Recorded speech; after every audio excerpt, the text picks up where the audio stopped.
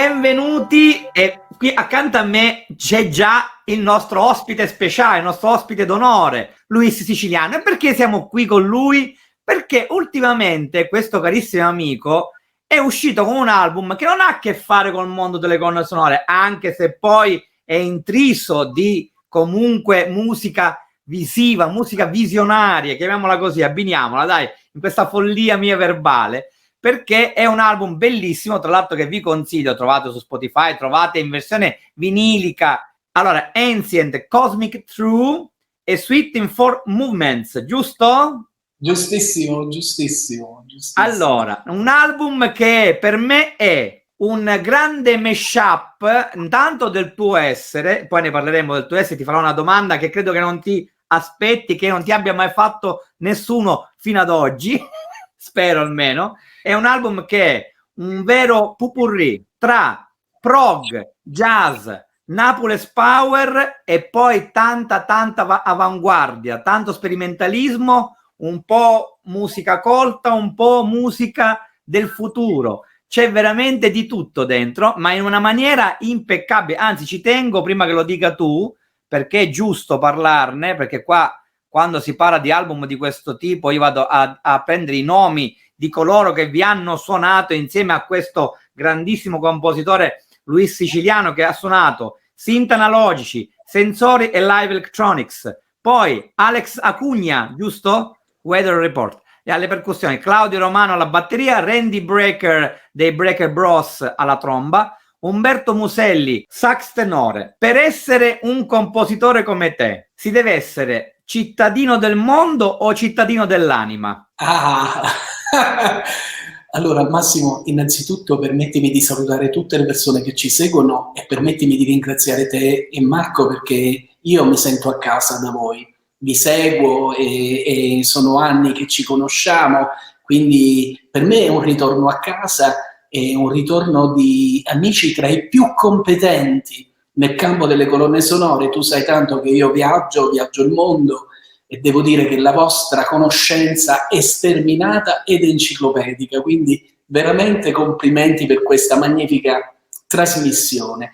Detto ciò, io dico sempre, quando mi trovo, sai, in tavole di amici, a tavola, che poi è il luogo dello scambio, no? Noi italiani, per noi la tavola è importante, il convivio è un qualche cosa di antico. Quando mi trovo in queste situazioni conviviali, io dico sempre, noi abitiamo in multidimensionale. Che cosa significa? Che siamo immersi in n dimensioni, come adesso la fisica quantistica, tutte le scienze cognitive stanno scoprendo. Quindi ti direi che mi sento un cittadino dell'anima, perché senza anima non puoi entrare in risonanza con le altre anime, perché l'anima bypassa il regno della ragione, l'anima bypassa i linguaggi, le lingue, i confini geografici, e quindi per me, che ho sempre cercato e ricerco tuttora l'essenza nella mia ricerca, ovviamente l'anima è l'alfa e l'omega.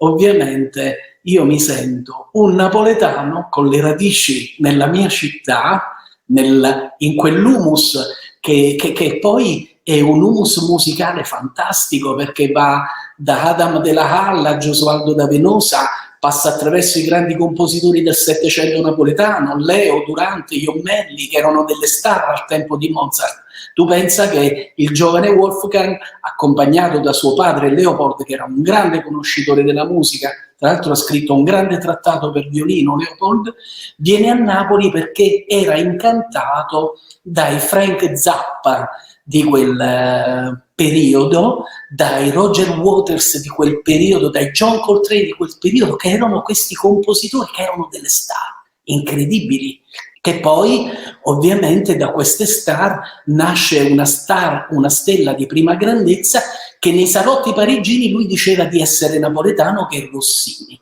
che abbiamo saccheggiato tutti noi compositori di musica da film, è il padre, oserei dire, per poi arrivare al melodramma. Tutti hanno vissuto a Napoli. E poi ovviamente il Novecento che arriva fino a Roberto De Simone, e arriva poi a quel fenomeno straordinario che il mio produttore Renato Marengo, del quale sono fiero e felice. Quindi stavi dicendo, parlando di Renato Marengo, neanche a farlo apposta, perché? Perché appunto il Naples Power, ti dicevo, quest'arco narrativo, no, delle mie radici, che sono le mie radici musicali, non solo quelle dei miei valori, del mio modo di essere, sono intrise di questa Napoli che è stata capitale musicale. Come Parigi, se leggiamo i grandi narratori dell'Ottocento, Napoli era come Parigi. E quindi il melodramma, e quindi anche questo modo di condurre le voci, di condurre gli archi. Sai che Napoli era anche molto famosa per il modo di gestire le parti della polifonia, perché era molto all'avanguardia. Gesualdo da Venosa era considerato un musicista d'avanguardia tra i suoi contemporanei. Parliamo di Palestrina, parliamo di Lasso.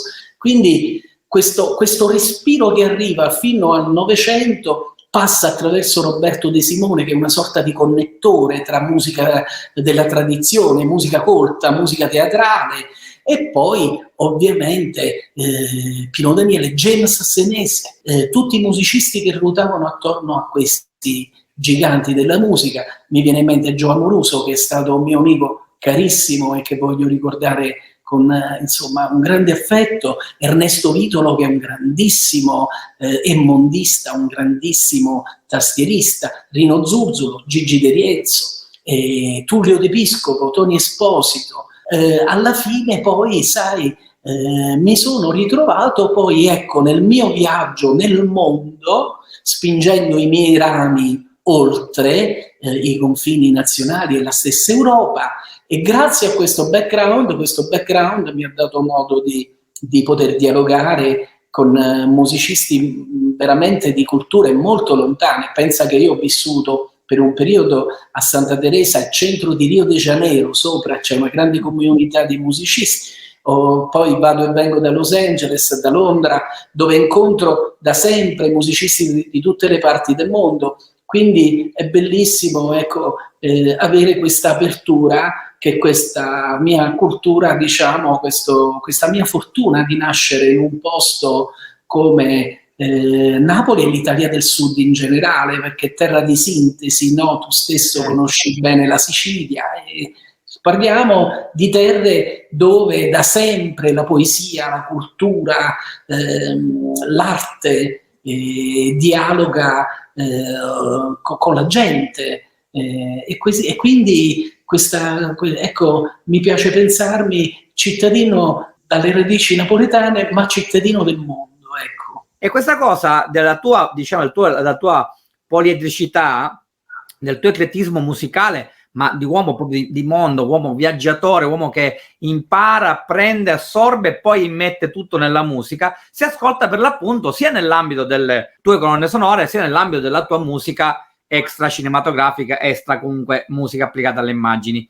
E la bellezza qual è? Che anche quest'ultimo album, di cui ci tengo in particolar modo a parlare, visto che comunque è attualissimo, è appena uscito e sta accumulando premi su premi e menzioni, articoli, critiche strapositive, ma giustamente strameritate, direi, aggiungerei, è il fatto che tu a un certo punto, io quando ascolto, comunque chi ti ascolta un tuo album, pensa, guarda, qua c'è il jazz, ma quel jazz poi prende la world music, quella world music torna e prende altre vie, si sente la napoletanità, diciamo la mediterraneità del tuo essere e della musica che tu hai assorbito. Poi si passa altrove, si va verso l'opera, si va verso la musica alta, la musica colta, poi si va sul melodramma, poi si va sulla canzone, sulla forma canzone. E c'è tutto questo, ma tutto questo non vuol dire essere confusione, come uno potrebbe magari immaginare. In realtà è tutto omogeneo, tutto ben amalgamato e ha un suo essere, ha un suo significato pregnante, che poi alla fine che cos'è? È l'essere cittadino del mondo, come tu hai ben espresso, e quindi avere veramente fatto tuo nel tuo DNA tutte queste musicalità, tutti questi generi, tutta questa ampiezza sonora possibile. E quindi raccontaci intanto questo Ancient Cosmic True, dato perché si chiama così, E perché è diviso in 4 movimenti, tra l'altro uno più bello dell'altro. Ti dico qual è il mio preferito? Così magari partiamo da lì. Sì, sì. Cioè quello che proprio ha toccato le mie corde emotive e mi ha fatto anche portare a riascoltarlo a loop di continuo, è The Secret of Mansa. Posso capirlo, perché proprio in quel pezzo c'è tutta diciamo, anche la conoscenza di un compositore nel muovere le parti. Ci sono tanti strumenti, tantissimi strumenti da tutte le parti del mondo, ma poi ci sono gli archi che si muovono in un certo modo, ci sono i synth che dialogano con la tromba di Randy Brecker, col sassofono di Umberto Muselli, e poi questa ritmica, diciamo che la spina dorsale di Alex Acugna e Claudio Romano, che tra l'altro è un musicista. Tu immaginati che Claudio, quando Manu Cachet ha creato la propria band, Manu Cachet è un mostro della batteria, cioè un mostro, ha fatto la propria band, ha chiamato Claudio a suonare la batteria, perché lui ovviamente dirigeva la band, poi ogni tanto suonava, però per dirti, noi musicisti italiani siamo molto amati anche fuori dall'Italia, e questo è importante, perché spesso siamo molto estereofili. Più di quando si è amati in Italia, Sì. Diciamo che oggi riflettevo su una cosa, riflettevo sul fatto che è un paese talmente pieno di arte, che talmente secoli di arte, che ovviamente tutta quest'arte forse probabilmente l'ha drogato, l'ha stonato, l'ha omnibulato, sai? Probabilmente, forse manco noi ci rendiamo conto di quello che questo paese rappresenta nel mondo, perché siamo davvero tanto fortunati a vivere in un paese, una meraviglia come l'Italia, che è uno scrigno. E tra l'altro ti dirò di più, ritornando a quel pezzo, il compositore di musica da film è un mestiere anche, diceva Bach, ich bin ein Arbeitenkomponist, io sono un compositore operaio. E proprio in questo tipo diciamo, di arte, che è la musica applicata, c'è bisogno di un eclettismo, c'è bisogno di una conoscenza di muovere le parti, e poi anche il rapporto col tempo, perché comunque si lavora col tempo. E io ti dico che tutto quello che è il mio background di compositore, e poi avendo fatto tantissime colonne sonore di compositore di musica da film, io me lo sono totalmente ritrovato poi nei miei concerti, nelle mie attività live, lì dove magari si pensa che la musica da film sia distante, invece no, è tutto collegato. E in questo album, come dicevi tu, c'è una ricerca sonora proprio sui microsuoni, cioè tu calcola che ogni suono dei synth è stato programmato da me, ci ho messo anche mesi per alcuni. C'è proprio un lavoro minuzioso che mi viene da anni.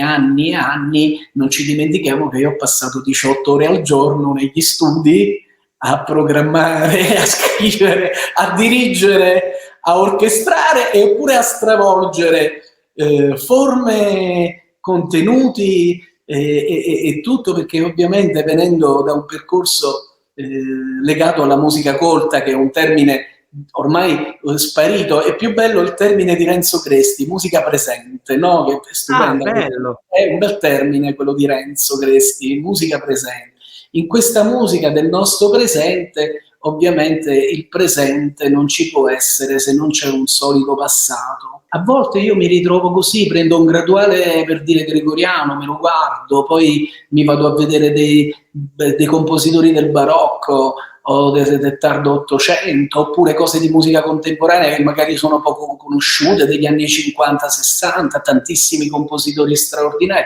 Sai, alla fine un compositore nel 2023 aperto a tutte le esperienze, che sia il cinema, che sia la multimedialità, che sia l'arte, anche le installazioni, o piuttosto, come in questo caso, una nuova visione. Mi dicono dall'America, dove abbiamo avuto veramente decine e decine di recensioni super positive che mi hanno sbalordito, ti dico la verità, non me l'aspettavo, sembra la solita frase un po' così, no? Che tutti dicono non me l'aspettavo, però veramente non me l'aspettavo. Abbiamo preso adesso l'award di Indie Shark. Questo senso di modernità arriva perché io mi sento un architetto del suono, non mi sento solo un musicista, mi sento un architetto, un po' come Renzo Piano quando vedi le sue costruzioni, no, tu ci puoi vedere delle cose che ti portano alla Papua Guinea, per dire, in certe forme, in certe cose, però poi tu vedi che lui utilizza il legno che è super tradizionale con l'acciaio e il vetro, oppure quando vai al Beaubourg a Parigi che vedi quella creazione che ha fatto tutti quei tubi, quelle cose, cioè. E un compositore è anche questo. Infatti non è un caso che noi parliamo di materiali, liquidiamo materiali, andiamo a creare e a definire aree tematiche, aree di sviluppo. Per dirla con Yannick Xenakis, un compositore è anche e soprattutto un architetto del suono. Quindi questa cosa arriva, e io, amando l'architettura di tutti i tempi, ovviamente in maniera sincretica cerco di mettere insieme, un po' come faceva Louis Kahn anche, no? Grande architetto. E la passione, alla fine è quel gioco sublime, per citare Mozart, che ti deve divertire, che ti deve far stare bene, ti deve far gioire, e deve ovviamente divertirti e far divertire, trasmettere questo piacere del gioco sublime, anche nel drammatismo, sai? La costruzione è comunque un gioco sublime, perché la musica è quello, si parlava di musica delle sfere, no? Le sfere, i pianeti, le cose. Pensiamo al Medioevo, dove la musica era inserita nel quadrivium medievale, insieme all'aritmetica, insieme alla geometria. È un'arte veramente incredibile, e io, guarda, tutti i giorni penso di non sapere, dico porca miseria, perché sto sempre lì a ricercare, sempre lì. E ti faccio due domande a tal proposito, perché e poi parlo di una colonna sonora che secondo me è, oltre alla quale sono affezionato, ma per un motivo che ora dirò, perché secondo me rappresenta un po' la somma di tutto quello che tu ci hai raccontato fino adesso, quello che un po' modestamente ho detto anch'io, ma che comunque è veramente l'amalgama, la mescolanza tra quello che è la cultura tua e tutto quello che è il tuo background e quello che poi in realtà negli anni hai sperimentato, hai portato avanti con un orecchio al passato e un occhio e un orecchio al presente, parlando sia di architettura che di architettura sonora.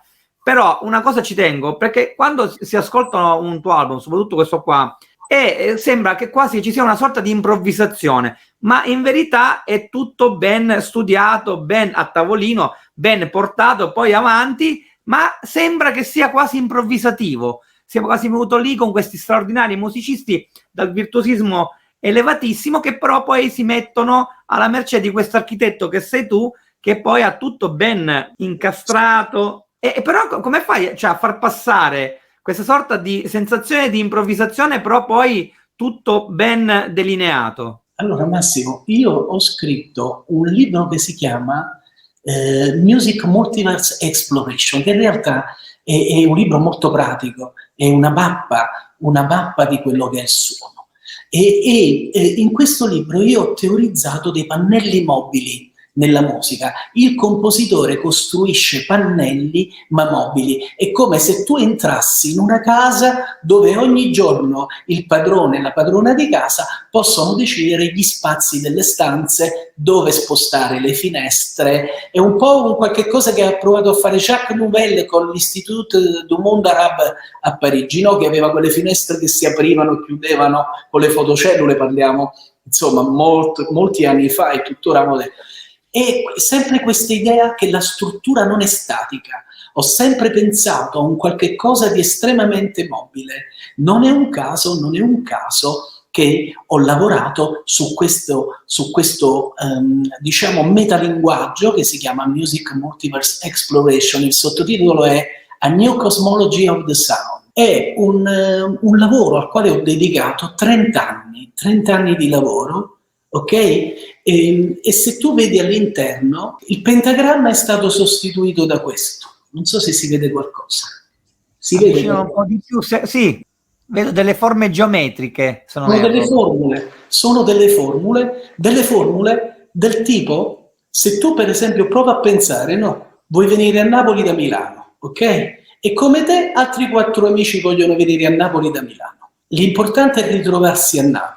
Ma i tuoi amici magari non vogliono prendere il tuo volo o prendere il treno che prendi tu, prendono un altro volo o un altro treno, o vengono in macchina, oppure ci arrivano, magari devono arrivare a Pescara sull'altro litorale e poi dopo vanno verso il Tirreno. Tutta questa organizzazione, tutta questa gestione è un po' la filosofia che anima questo lavoro. È diciamo una mentalità modulare, è un qualche cosa di estremamente modulare. Sembra che sia improvvisato, ma improvvisato non è.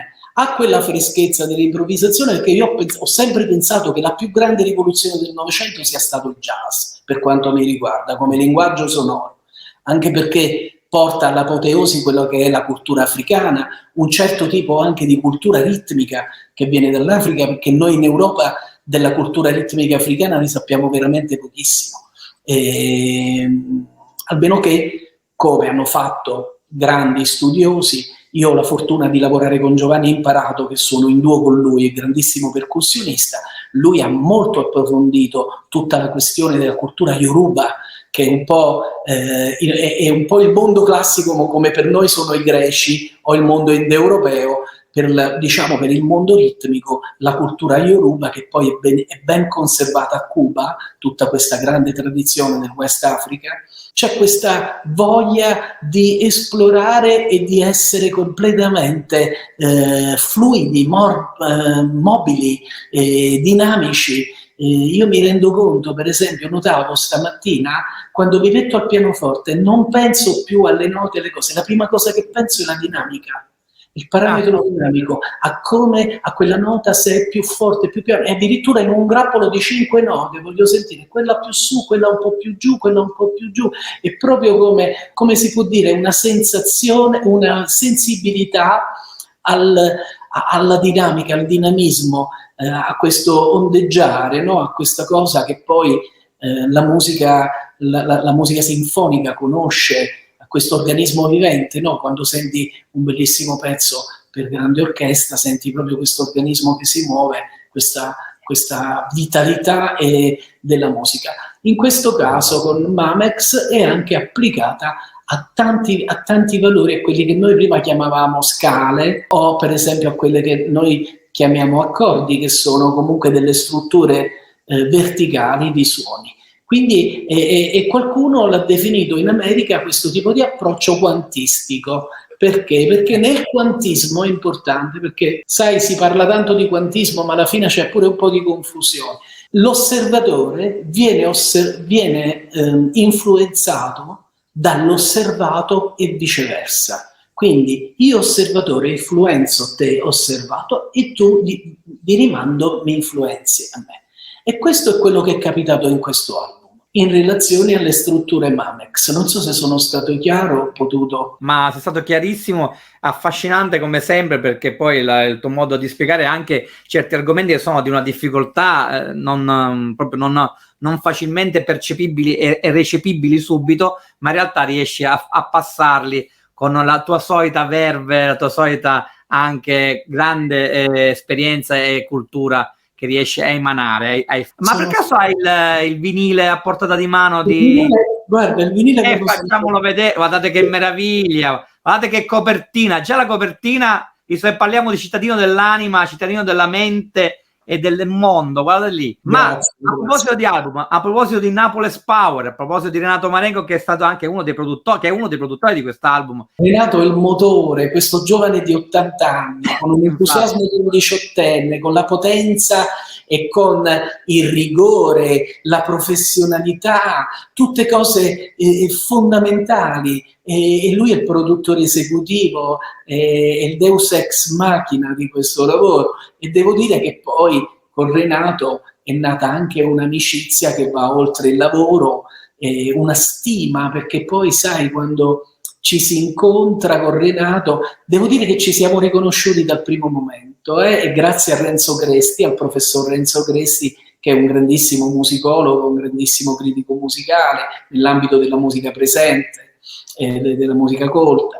Tu devi conoscere Renato, mi ha detto. Abbiamo fatto una cena, ci siamo conosciuti, gli ho fatto sentire i provini dell'album. Renato è impazzito, dice no, questo dobbiamo assolutamente fare insieme, quindi per me è stato, non lo dico per dire, ma credimi sul serio, un onore immenso. Io e Marco lo conosciamo benissimo, anche perché noi poi siamo legati a Cinecorriere, abbiamo fatto tantissime cose insieme. Poi Renato veramente è un fiume in piena di entusiasmo, fascinazione, Napoles Power è proprio indice nel DNA. E a proposito di Napoles Power, una delle colonne sonore che ho avuto l'onore, insieme alla nostra redazione e insieme ai nostri lettori, di premiare nel 2015, quando ancora era in essere il famoso premio colonne sonore, dato dai lettori e un po' anche pensato, ragionato dalla redazione della mia rivista, è questa colonna sonora qui.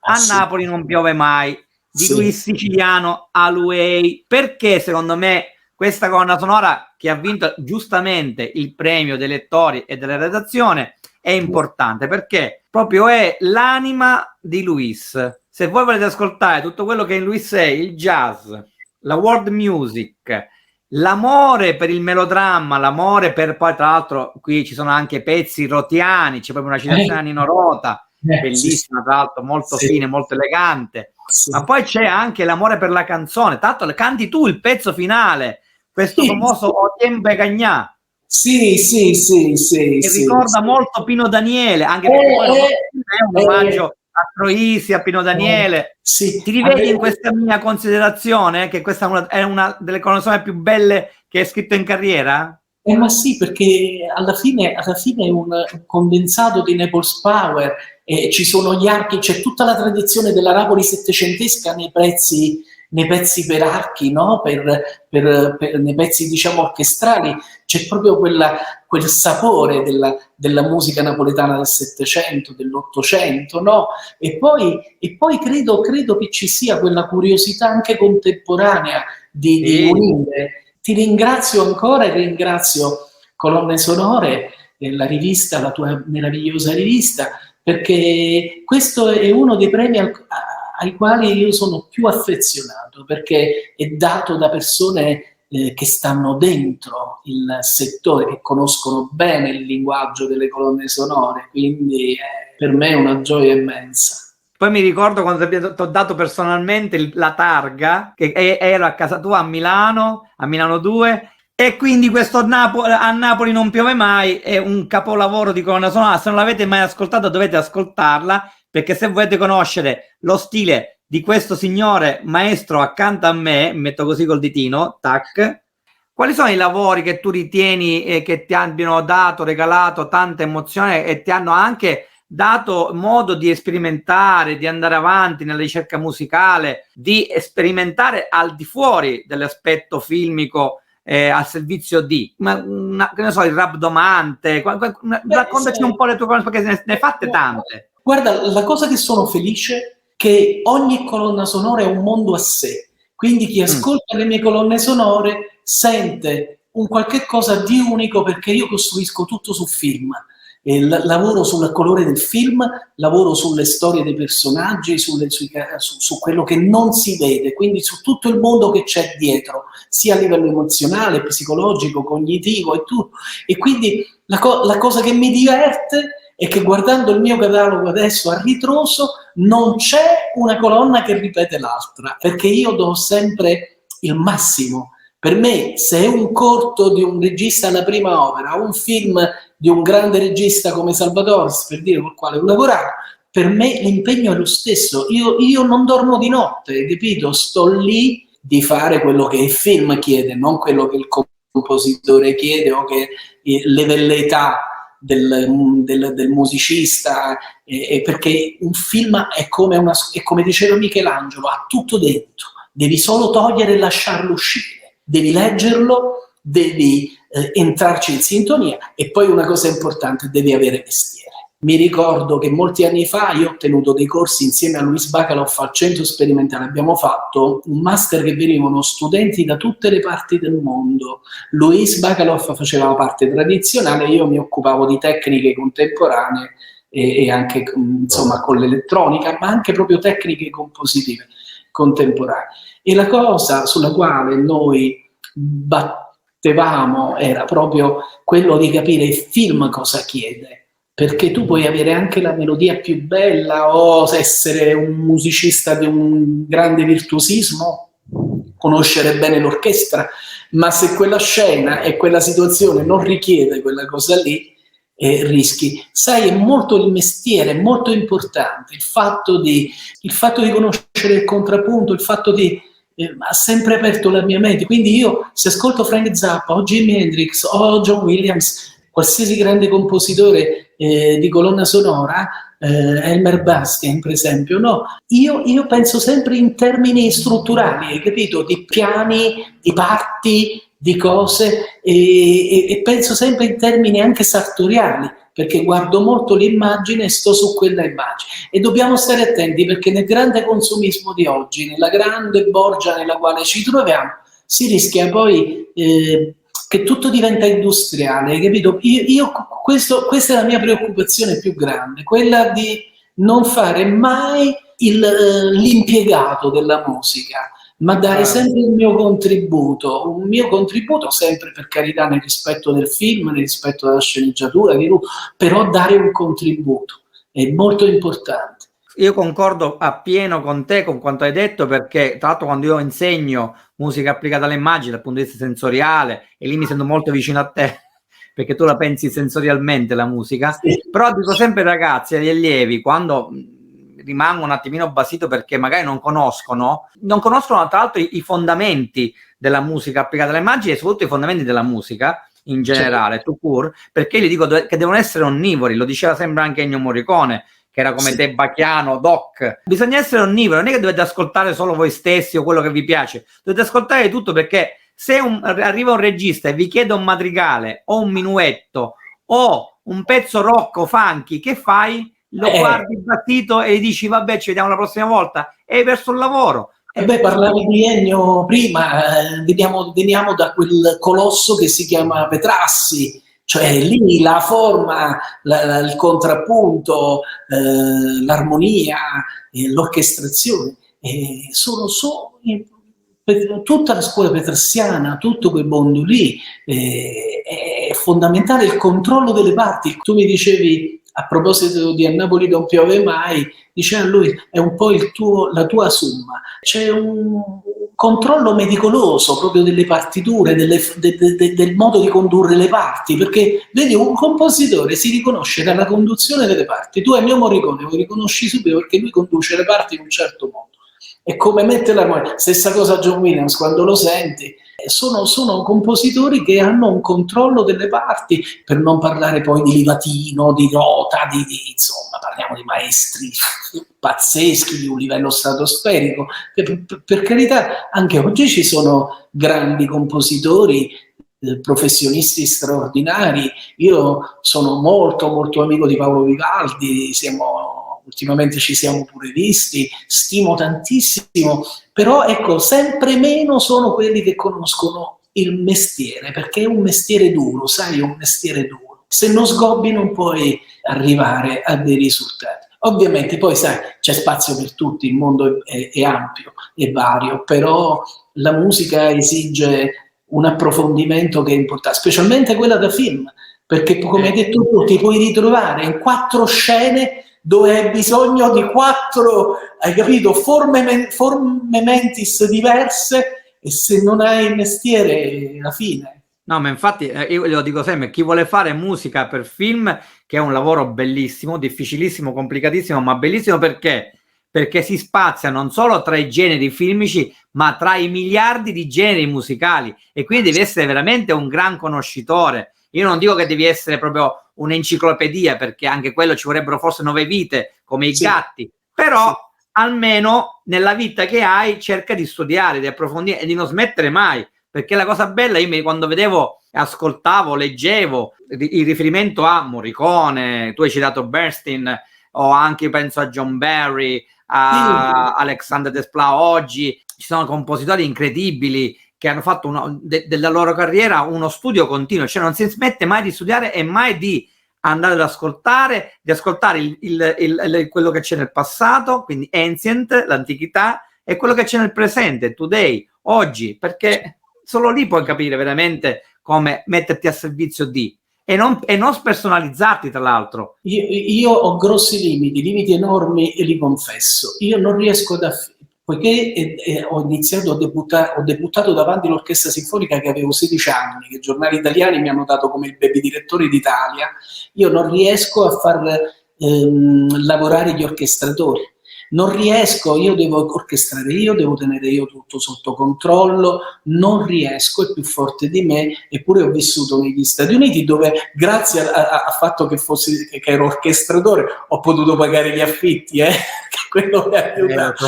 Però quando io penso a una struttura musicale non è per il fatto ma io devo avere il controllo, devo capire, perché il colore anche dello strumento, quel modo di farlo. Poi sai, per un periodo di tempo io ho accumulato tanti strumenti, c'ho una collezione vasta di strumenti e qualche colonna l'ho fatta pure suonando un po' tutti gli strumenti io, insomma più di una.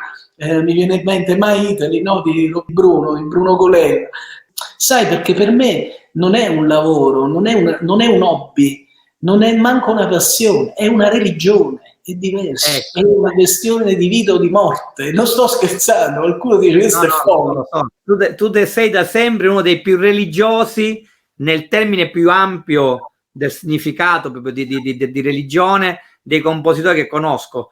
Devo dire che questo fatto di essere tu multilingue musicalmente da un punto di vista proprio di ricerca è veramente riscontrabile nel tuo modo di scrivere, nel tuo modo di comporre. C'è chi ha, come dicevi tu poc'anzi, Morricone ha già il suo stile, Williams ha già il suo stile e lo riconosci, e invece c'è chi ha i colori, le timbriche, ha la sua religiosità, e quello io riconosco te, capito? Perché magari visto che tu poi vari spazi, sì, veramente sei di un eclettico pauroso. Un altro compositore che ritengo come te, con questa tua grande verve, questa grande passionalità nel comporre, è Pericle Odierna, che anche lui è un po' sì, come no, lo conosci bene.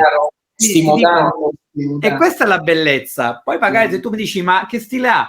Allora lo stile è nella coloritura, nel modo di suonare, il modo di fare interpretare quella musica lì. Per me Pericle è stato un punto di riferimento, perché quando io ero bambino, ero piccolo, avevo 14 anni, andavo da Pericle che aveva uno studio e già era un professionista, e poi negli anni poi gli ho sempre chiesto di venire a suonare, se gli andava di suonare, e devo dire che ha sempre detto di sì, è sempre stato eccezionale. Parliamo di un musicista straordinario, di un essere umano fantastico. Noi abbiamo la famosa domandona finale che facciamo io e Marco Testoni ai nostri ospiti, perché poi noi andiamo anche in radio, in diverse radio, e la domandona classica è: quale canzone originale scritta appositamente per un film ti è rimasta particolarmente impressa, è entrata nel tuo immaginario e ti accompagna ad oggi amorevolmente, affettuosamente?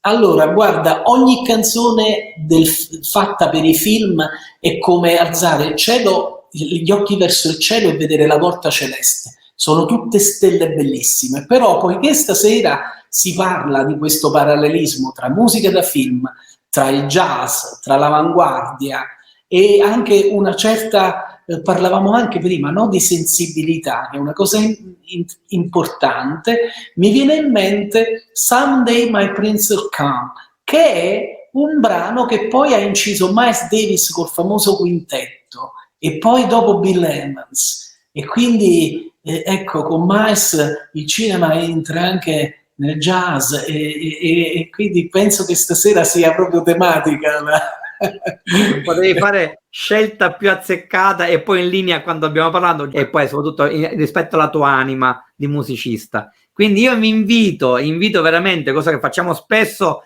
con quelli che intervistiamo, però in questo caso lo faccio ancora di più, visto che non c'è il mio socio Marco Testone, lo faccio da solo, ad ascoltare, a comprare il vinile, soprattutto fai vedere il vinile di Ancient Cosmic True. Questo è il vinile, e presto con Gianni De Matteis, il mio agente, stiamo organizzando i concerti in tutti i festival più importanti del mondo, di jazz, di world music, anche di elettronica, perché mi stanno chiamando anche nel mondo dell'elettronica, poiché sono circondato da sintetizzatori. Quindi vi aspettiamo ai concerti, e poi prossimamente, quando sarà, non diciamo niente per adesso, poi quando sarà vi aspettiamo anche al cinema. Ma per adesso bene. Dovete venire ai concerti, perché farò tutta l'estate fino all'autunno inoltrato a suonare con una band fantastica, e quindi vi aspettiamo e sarà una grande gioia condividere la musica con voi, questa musica che vuole creare ponti, vuole superare divisioni, vuole portare un messaggio di pace, di amore, di amicizia, perché il mondo in questo momento ha bisogno di questo, ha bisogno di solidarietà, ha bisogno di un grande abbraccio che la musica sa dare, e quindi vi aspettiamo e ecco, viva la musica! Sempre, sempre, lo diciamo sempre. Grazie Luis, grazie di essere stato nostro ospite, e Luis Siciliano, Ancient Cosmic True, for Sweet in Moments. Grazie, grazie.